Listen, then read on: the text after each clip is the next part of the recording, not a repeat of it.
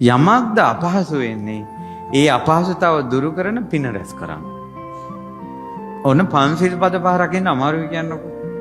ඒකට බලනවා සිල් රකින්න උපකාරී වෙන පින් මොනවද කියලා. සිල් රකින්න උපකාරී වෙන පින් තමයි සිල් රැකපු මුනිවරුන්ට වඳින්න ඕන. ප්‍රශංසා කරන්න ඕන. සීලේ රැකීමට උපකාරී වෙන වස්ත්‍ර දානය, චීවර දානය, කටින චීවර පූජා පින්කම් වලට එකතු වෙන්න ඕන. සීලය ඊළඟට තමයි භූමි පූජාවලට. මලු පෙත්මම් වැලි දාලා සමතලා කරන ඒවා, මලු පෙත්මම් සුද්ධ පවිත්‍ර කරන ඒවා. ඒ ඔක්කොම සීලයට උපකාර වෙන පින්. සීල් රකින්න අමාරු කෙනාට මේ ජීවිතේත් වැඩිපුර වත් කරන්න කියලා තියෙන්නේ. සුද්ධ පවිත්‍ර කිරීම වැඩි කරන්න කියලා.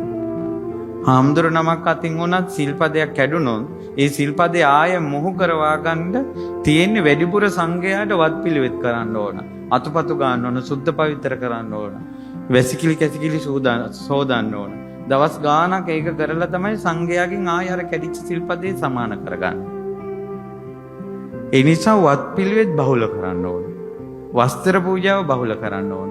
සීලය ගැන ප්‍රාර්ථනාව ඇති කරගන්න ඕන. ඒතර සීල් රකින්න උත්සාහ කරනවා, සීලයට උපකාර පින් රැස් කරනවා. සමාධියට උත්සාහ කරනවා. ඒ භාවනාව කරගන්න අමාරු වුණා භාවනාවට උපකාරී වෙන පින්කම් කරගන්නවා. ඒ තමයි භාවනා කරපු මුනිවරුන්ට ප්‍රශංසා කරන්න ඕන. බුද්ධ වන්දනාව, අරහත් වන්දනාව, බෝධි වන්දනාව.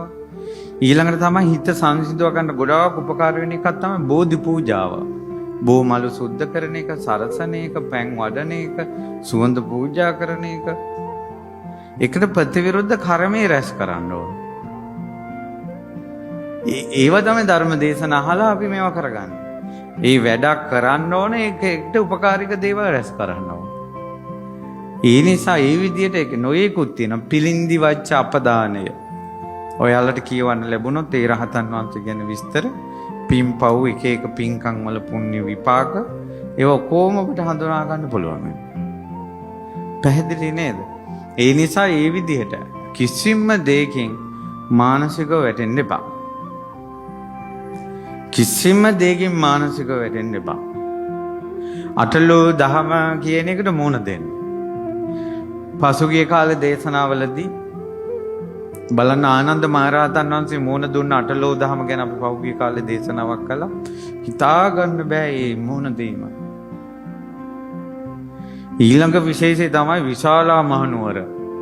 තුම්බියකට මුණ දීලා කණ්ඩ නැතුව, දුර්භික්ෂ බය, වසංගත හැදිලා රෝග බය, අමනුෂ්‍ය ආවේශ වෙලා අමනුෂ්‍ය බය, තමන්ගේ පවුල් වල ඥාතින් මැරිලා ඥාතින් මිනි ගොඩ මැද ජීවත් වුණ මිනිස්සු, අවසානයේ ඉතුරු වුණ මිනිස්සු 5 ලක්ෂ ගාණක්, ලක්ෂ 6කට කිට්ටුව මිනිස්සු රතන සූත්‍රය අහලා සෝවන් වුණා.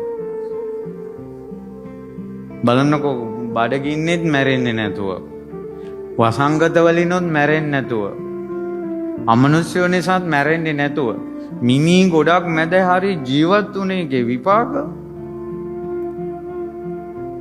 ඒ නිසා ප්‍රශ්න වෙයි. පවුලේ අයට බිඳුවට වැටෙන්න හිඟා කන මට්ටමට ප්‍රශ්න වෙයි. මැරෙන්න එපා. ජීවත් වෙන්න.